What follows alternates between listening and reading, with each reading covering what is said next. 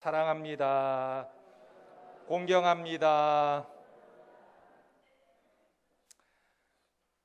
내 아버지와 어머니를 공경하라는 제목으로 말씀을 전합니다. 오늘은 어버이 주일입니다. 마태복음에 보면 어느 농부가 남의 밭에서 밭을 갈다가 땅속에 보화를 발견하게 됩니다. 보화를 발견하고는 너무나 기뻐하면서 이 보화를 다시 땅에 묻어두고 집에 돌아가서 자기의 소유를 다 팔아가지고 그 밭을 사게 됩니다. 밭을 사고 얼마나 기쁘겠어요. 왜냐하면 밭속에서 발견된 그 보화가 이제 다 자기 것이 되었기 때문에 너무너무 기뻐한 것입니다. 이것은 천국을 소유한 사람의 기쁨과 헌신을 비유하는 주님의 말씀입니다. 그런데 이 농부가요, 노다지를 캔 거예요. 그런데 우리는 일상생활에서 우연히 보화를 발견하기가 쉽지 않습니다. 이런 일이 일어날 확률은 로또 복권을 당첨될 확률보다 어려운 거예요. 오늘날 많은 사람들이 노다지를 캐보려고 복권을 사는데 로또 복권에 당첨될 확률이 얼마인가? 확률을 보니까요 800만 분의 1이라 그래요. 복권을 사서 당첨되고자 하는 기대감을 가지고 사는데 그 확률이 800만 분의 1. 그러니까 800만 장을 다 사면 당첨될지 모르겠습니다. 이거를 매일 한 장씩 산다고 하면 얼마 동안 사야 되나 계산해 보니까요 약 2100년이 걸린대요. 매일 한 장씩 사서 800만 장을 살려면 2100년이 넘게 걸려요. 그러니까 지금부터 매일 사도 4122년까지 사야 800만 장을 살 수가 있는 것입니다. 그만큼 노다지를 캐는 것이 어려운 거예요. 그런데 사람들은 이 복을 자꾸 멀리서만 찾으려고 합니다. 오늘 말씀해 보면 하나님께서 복을 받는 비결을 우리에게 말씀해 주고 있어요. 그것이 무엇이냐면 에베소서 6장 1절에 자녀들아 주 안에서 너희 부모에게 순종하라 이것이 옳으니라 내 아버지와 어머니를 공경하라 이것은 약속 있는 첫 계명이니 이로써 내가 잘되고 땅에서 장수하리라. 우리 한번 따라서 해볼까요? 내가 잘되고 땅에서 장수하리라. 예, 이것이 복이에요. 이것이 하나님께서 우리에게 약속하신 복인 것입니다. 그러면 우리가 어떻게 하면 우리 인생이 복을 받을까? 오늘 말씀에서 두 가지를 이야기하고 있어요.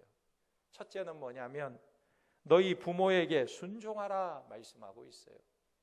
1절 말씀에 보면 자녀들아 주 안에서 너희 부모에게 순종하라 이것이 옳으니라 그랬습니다.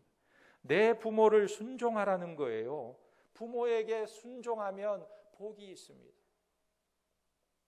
순종이란 말이요 히파쿠오라는 말인데 귀를 기울이다, 따르다 이런 뜻이 있어요.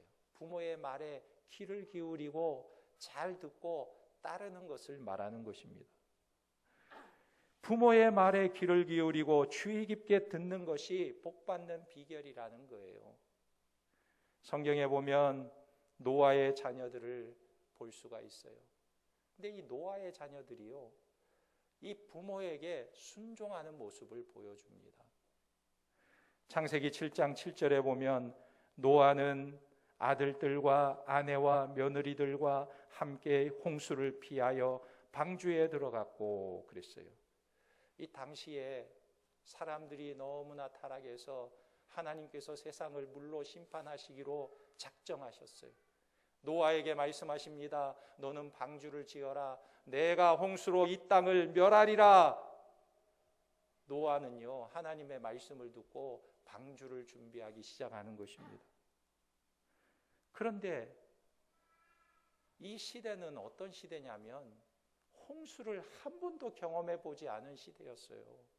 매일매일 날씨가 좋아, 화창하고 장마도 없고 폭우도 내리지 않고 비도 없는 좋은 날씨를 날마다 경험하면서 사는데, 어느 날 홍수가 내린다고, 홍수로 세상이 멸할 것이라고 이야기하니까 사람들이 어떻게 생각하겠습니까?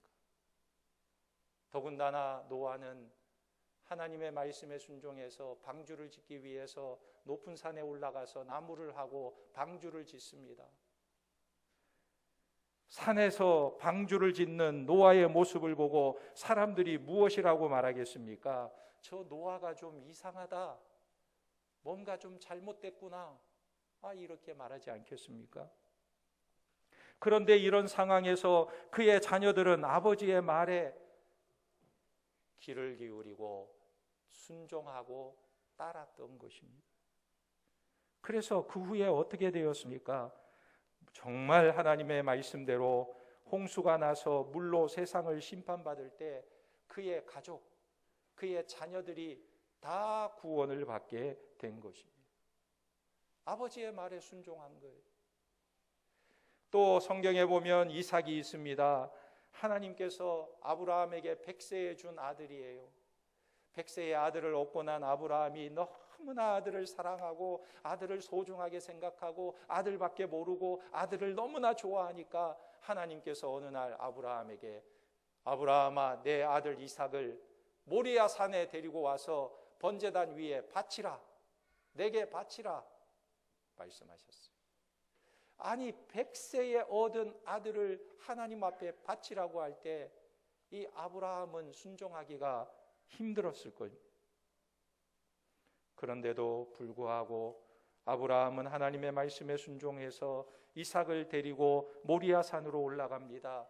모리아 산으로 갈 때에 이삭이 아버지에게 물어요. 아버지, 번제를 드린 다른 재료들은 다 있는데 번제물은 도대체 어디에 있습니까? 묻자 아브라함이 하나님께서 다 준비하셨어 이야기하고는 이 아들을 결박했습니다. 창세기 22장 9절에 보니까 하나님이 그에게 일러주신 곳에 이른지라, 이에 아브라함이 그곳에 제단을 쌓고 나무를 벌려놓고 그의 아들 이삭을 결박하여 제단 나무 위에 놓고 손을 내밀어 칼을 잡고 그 아들을 잡으려 하니. 여기 결박하다라는 말은 강압적으로 묶었다는 말입니다. 그러니까 희생 제물처럼 이 아들의 두 손과 두 발을 꽁꽁 묶었다는 거예요. 그런데 한번 생각해 보세요. 아브라함의 나이가 지금 몇 살이겠습니까? 120세는 넘었어요. 왜? 100세의 아들을 낳았고 이 아들이 지금 20세는 된 청년이기 때문에 아브라함의 나이는 120세가 넘었을 거예요. 아들은 20살이 넘은 청년입니다. 그런데 이 120살이 된 아브라함이 그 자기의 아들 청년을 어떻게 두 손과 두 발을 꽁꽁 결박할 수가 있을까요?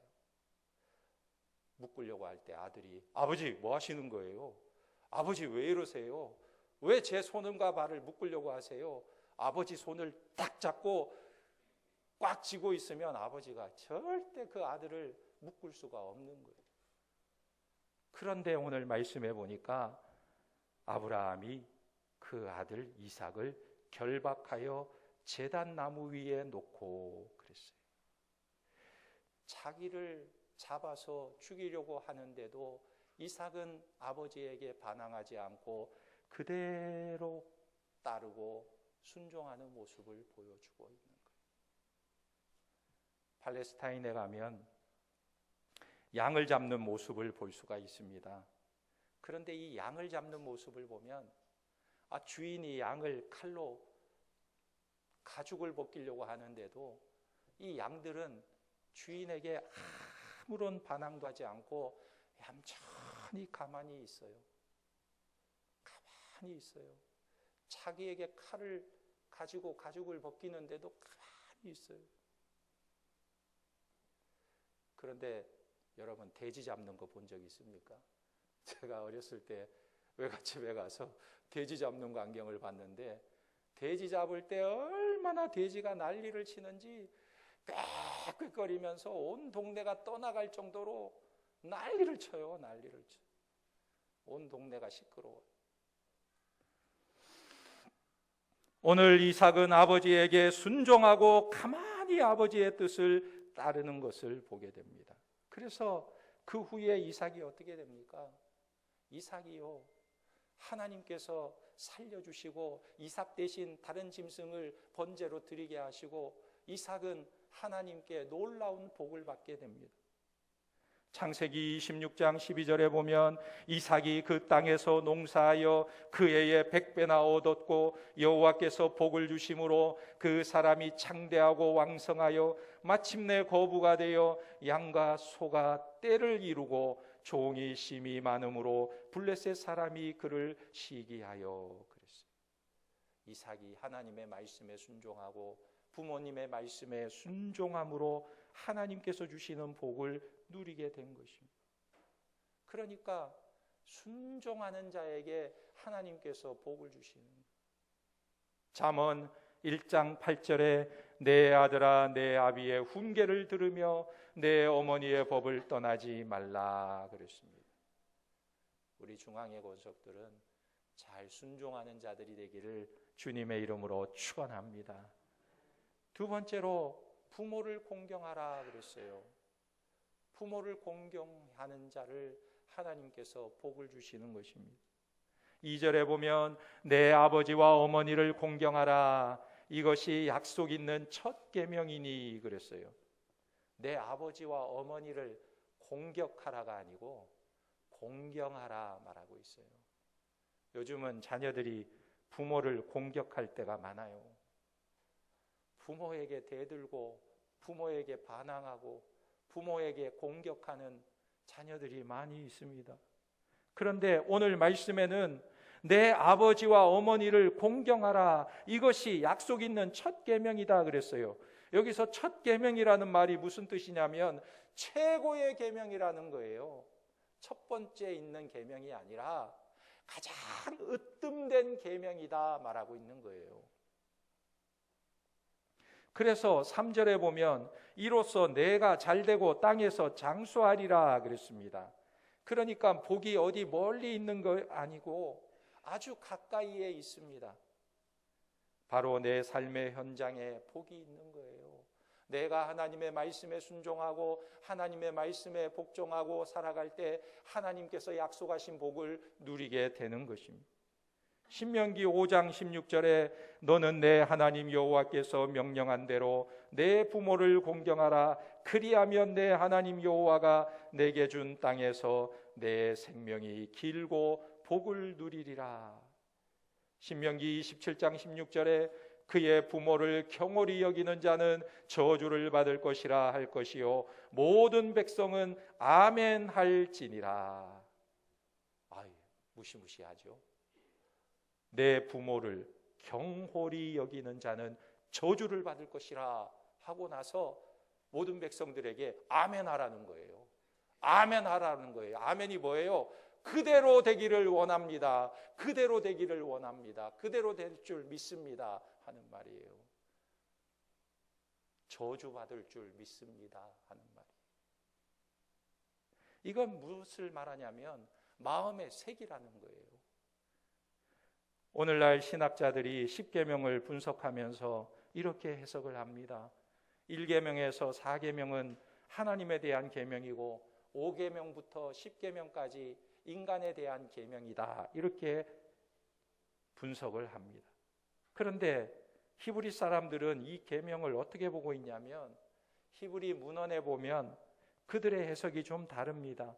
그들은 1계명에서 5계명까지를 하나님을 섬기는 계명이다, 이렇게 말하고 있고 6계명에서 10계명이 사람을 섬기는 계명이다 말하고 있어요. 왜냐하면 하나님께서 모세에게 10계명을 써서 줄 때 1계명에서 5계명까지를 한 돌판에 새겨주셨어요. 그리고 6계명에서 10계명까지를 또 다른 돌판에 새겨주신 것입니다. 그러니까 이스라엘 사람들은 이 5계명의 부모를 공경하라는 이 말을 어떻게 생각하냐면 부모를 마치 하나님을 섬기는 것처럼 섬기라는 말씀으로 받아들이고 있는 거예요. 그렇게 해석하고 있는 거예요. 그래서 레위기에 보면 레위기 19장 1절에 여호와께서 모세에게 말씀하여 이르시되 너는 이스라엘 자손의 온 회중에게 말하여 이르라 너희는 거룩하라 이는 나 여호와 너희의 하나님이 거룩함이니라 너희 각 사람은 부모를 경외하고 나의 안식일을 지키라 나는 너희의 하나님 여호와이니라. 여기 부모를 어떻게 하라고요? 경외하라고 말하고 있습니다. 경외하다라는 이 단어는 오직 하나님께만 쓰는 단어예요. 하나님께 쓰는 단어가 경외입니다. 그런데 오늘 말씀해 보니까 레위기 말씀에서는 내 부모를 경외하라라고 말하고 있는 거예요. 이것은 무엇을 말하고 있냐면 부모를 하나님처럼 섬기라고 말하고 있는 거예요. 그러니까 믿음이 있고 신앙이 좋고 하나님을 잘 섬기는 사람들은 부모를 마치 하나님처럼 섬기는 자들이라는 거예요. 요한일서 4장 2절 20절에 누구든지 하나님을 사랑하노라 하고 그 형제를 미워하면 이는 거짓말하는 자니 보는 바 그 형제를 사랑하지 아니하는 자는 보지 못하는 바 하나님을 사랑할 수 없느니라 그랬어요. 형제를 미워하는 사람이 어떻게 하나님을 사랑할 수 있느냐? 여기 형제라는 말 속에는요 부모가 들어있는 거예요. 부모를 사랑하지 않는 자가 어떻게 하나님을 사랑할 수 있느냐? 부모를 제대로 섬기지 못하는 자가 어떻게 하나님을 제대로 섬길 수 있느냐? 부모를 경외하지 않는 자가 어떻게 하나님을 경외할 수 있느냐? 말하고 있는 것입니다. 우리 중앙의 성도들은 부모를 경외하는 자들이 되기를 주님의 이름으로 축원합니다. 그런데 어떤 분은 이렇게 말을 하기도 해요. 부모이기는 하지만 부모가 부모 같지도 않은데 어떻게 공경할 수 있습니까? 부모가 부모 같지 않을 때 어떻게 해야 됩니까? 그래도 공경하고 순종해야 되나요? 여기에 대해서 성경은 이렇게 대답하고 있습니다. 부모의 인격을 보고 공경하는 게 아니고 부모가 유능하고 훌륭해서 공경하는 게 아니고 부모가 나한테 너무 잘해줘서 공경하는 것이 아니고 부모이기 때문에 공경하라고 말하고 있는 거예요. 그래서 성경에서는 내 부모를 공경하라 외에 다른 조건이 안 붙어 있어요. 너에게 잘해주고 너에게 유능하고 너에게 훌륭하고 가정의 경제의 책임을 잘하고 아버지의 노릇을 잘하고 어머니의 노릇을 잘하고 이런 것들을 잘한 부모를 공경하라 이렇게 조건을 달지 않고 오직 내 부모를 공경하라. 아버지면 공경하고 어머니면 공경하라 말하고 있는 것입니다. 부모가요 좀 부족해도 부모이니까 공경하라고 말씀하고 있는 것입니다. 어떤 아주머니가 자기 아이가 동화책을 좀 사달라고 해서 서점에 갔습니다. 서점에 가서 갑자기 책 이름이 생각이 나지 않는 거예요. 아이가 말한 책은 아기돼지 삼형제 책을 사달라고 그랬는데 갑자기 생각이 안 나. 그래서 점원에게 이렇게 말했습니다. 아기돼지 3근 주세요. 그랬다고. 평소에 정육점에 가서 돼지고기는 많이 사봤기 때문에 이 머릿속에는 아기돼지 삼형제가 생각이 떠오르고 있는데 말은 아기돼지 3근 주세요. 나이를 먹으면 그럴 수밖에 없어요. 자꾸 생각과 말이 잘못 나올 때가 있어요. 또 평소에 잘 말하던 단어도 잊어버리고 딴 얘기할 수도 있어요. 부모가 좀 부족해도 부족할 수 있습니다. 그래도 부모는 부모라는 거예요. 그래서 부모를 공경하라 말씀하고 있습니다. 마지막으로 에베소 6장 3절에 보면 이는 내가 잘되고 땅에서 장수하리라 말씀하고 있어요. 순종하고 공경하면 어떻게 되느냐? 잘되고 장수하리라 말씀하고 있어요. 성경에 보면 복을 받은 대표적인 사람이 있습니다. 그 대표적인 사람이 누구냐면 바로 룻이라는 여인이에요. 이 룻은 이스라엘 사람이 아니에요. 유대인이 아닙니다. 모압 족속입니다. 모압 사람들은 이스라엘 총회에 들어오지도 못한다고 성경에 기록되어 있어요. 이런 모압 여인이었습니다. 그런데 이 모압 여인이 유대인에게 시집을 간 거예요. 나옴이라는 사람이 고향 땅 베들레헴에서 살 때에 그 땅에 흉년이 들어서 더 이상 살기가 힘들어 모압 땅으로 이민을 가게 되었습니다. 모압 땅에서 잘 살아보려고 애를 썼지만 잘 살기는커녕 그 땅에서 남편이 먼저 세상을 떠나요. 그리고 이어서 두 아들 말론과 기럨마저 세상을 떠납니다. 4명의 식구가 먹고 살기 위해서 베들레헴에서 모압 땅으로 이민을 갔는데 그 땅에서 그만 남편이 죽고 두 아들이 다 죽었어요. 나옴이 혼자 남았어요. 절망적인 이 나오미가 그때 고향 소식을 듣게 됩니다. 고향 땅 베들레헴에서 이제 풍년이 들었고 하나님께서 자기 백성을 돌본다는 소식을 듣게 된 거예요. 그래서 그는 이제 마음을 돌이켜서 내가 그래도 고향 땅으로 돌아가야지 마음을 먹고 며느리 둘을 불러서 이야기합니다. 나는 내 고향으로 돌아갈 테니 너희도 너희의 고향으로 돌아가랴. 너희도 돌아가서 새로운 삶을 살도록 해라. 이렇게 며느리들에게 말해줍니다. 그때 두 며느리가 울면서 통곡을 해요. 큰 며느리가 어머니, 우리가 어떻게 어머니를 떠날 수가 있습니까? 어머니 떠날 수 없어요. 이렇게 울다가 이 큰 며느리는 이내 어머니의 볼에 입을 맞추고는 자기 고향으로 떠나가 버렸어요. 그런데 룻이라는 며느리는 떠나지 않고 이 어머니를 따라갑니다. 룻이 어머니에게 한 이야기가 룻기 1장 16절 말씀이에요. 이렇게 말합니다. 룻이 이르되 내게 어머니를 떠나며 어머니를 따르지 말고 돌아가라 강건하지 마옵소서. 어머니께서 가시는 곳에 나도 가고 어머니께서 머무시는 곳에 나도 머물겠나이다. 어머니의 백성이 나의 백성이 되고 어머니의 하나님이 나의 하나님이 되시리니 어머니께서 죽으시는 곳에서 나도 죽어 거기 묻힐 것이라. 만일 내가 죽는 일 외에 어머니를 떠나면 여호와께서 내게 벌을 내리시고 더 내리시기를 원하나이다 하는지라. 그래서 이 며느리는요, 시어머니를 따라서 그 어머니의 고향 베들레헴 땅으로 가게 됩니다. 베들레헴에 와서는 어머니의 줄인 배를 생각하면서 추수하는 밭에 가서 이삭을 주어요. 이삭을 하루 종일 주우면 한 대박 정도 주어서 그것으로 먹고 살 수가 있는 것입니다.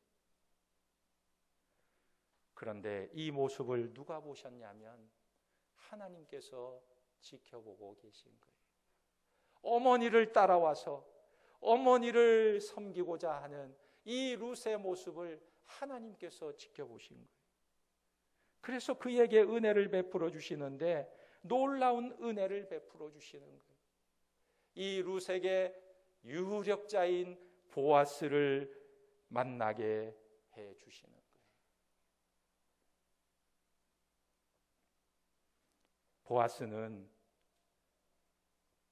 이 룻의 집안과 가까운 친척입니다. 친척은요, 이 집안을 책임지는 기업물을 의무가 있는 거예요. 그래서 이 보아스가 이 룻을 보고 은혜를 베풀어 주는데 이 룻을 받아들여줘서 이 룻과 결혼을 하게 됩니다. 룻은 보아스와 결혼해서 자식을 낳게 되었는데 그 자식의 이름이 오벳이었습니다. 오벳이 또 자식을 낳았는데 그 자식의 이름이 이새입니다. 이새가 자식을 낳았는데 그 자식의 이름이 바로 다윗이에요. 다윗이 누굽니까? 이스라엘의 가장 위대한 왕 다윗이 바로 이 룻의 후손에게서 나온 거예요. 그뿐만 아니라 온 인류를 구원하기 위해 이 땅에 오신 예수 그리스도께서 어느 가문을 통해서 오셨냐면 바로 이 다윗의 가문을 통해서 이 땅에 오신 거예요. 그러니까 이 룻이 얼마나 놀라운 복을 받았습니까? 하나님께서 이 룻을 얼마나 축복해 주셨습니까? 놀라운 상상할 수 없는 복을 그를 위해서 예배해 주신 거예요. 그런데 오늘 말씀을 들어보니까 우리가 마음속으로 이런 생각이 들기도 할 겁니다. 왜냐하면 내 부모를 공경하라 말씀하셨는데 속으로 우리는 복을 받기는 다 틀렸습니다. 왜요? 우리의 부모는 이미 다 돌아가셨으니까 이 세상에 안 계시는데 어떻게 효도할 수 있습니까? 이런 생각이 들어요. 그래서 그런 생각이 드는 자를 위해서 요한복음 19장 27절에 주님께서 이런 말씀을 하셨어요. 또 그 제자에게 이르시되 보라 내 어머니라 하신대 그때부터 그 제자가 자기 집에 모시니라. 할렐루야. 지금 예수님이 이 말씀을 어디에서 하고 계시냐면 십자가 위에서 말씀하고 계세요. 십자가에 매달려서 죽으시기 전에 자기를 바라보는 제자들에게 눈짓으로 어머니를 가리키면서 보라 내 어머니라 그랬어요. 내 어머니가 아니라 내 어머니라 그랬어요. 너희의 어머니다 그랬어요. 이분이 너희의 어머니니까 너희가 저 어머니를 잘 모셔라 그랬어요. 그래서 로마서 16장에 보면 사도 바울이 이런 고백을 합니다. 로마서 16장 13절에 주 안에서 택하심을 입은 루포와 그의 어머니에게 문안하라. 그의 어머니는 곧 내 어머니니라 그랬어요. 누구입니까? 루포의 어머니가 내 어머니라고 말하고 있는 거예요. 루포의 어머니가 정말 자기 어머니입니까? 아니죠. 루포의 어머니죠. 그런데 바울은 그 루포의 어머니가 나의 어머니이기도 하다 이렇게 말하고 있는 거예요. 무엇을 말합니까? 우리 주변에 계신 어른들이 다 어머니요 아버지라는 거예요. 그러니까 우리에게 공경해야 될 대상이 있다고 말하고 있는 거예요. 주변에 있는 어른들을 잘 섬기시기를 주님의 이름으로 축원합니다. 레위기 19장 32절에 보면 너는 샘머리 앞에서 일어서고 노인의 얼굴을 공경하며 내 하나님을 경외하라. 나는 여호와이니라 그랬어요. 새 번역에 보면 백발이 성성한 어른이 들어오면 일어서고 나이든 어른을 보면 그를 공경하여라. 너희의 하나님을 두려워하여라. 나는 주다 그랬어요. 여기 보니까 센 머리 앞에서 일어서라 그랬어요. 앉아 있다가도 머리가 흰 사람이 들어오면 그 자리에서 벌떡 일어나라는 거예요. 이거는 그분을 공경하라는 것입니다. 요즘은 젊은 분들이 머리가 빨리 새어가지고 하얗게 다니는 분들도 계셔서 나이를 가늠하기가 참 어려워요.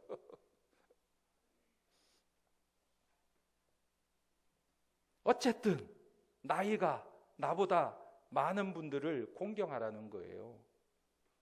그래서 여기 말씀해 보니까 참 신기한 것은요, 너는 샘머리 앞에서 일어서고 노인의 얼굴을 공경하며 그리고 내 하나님을 경외하라 이렇게 말하고 있어요.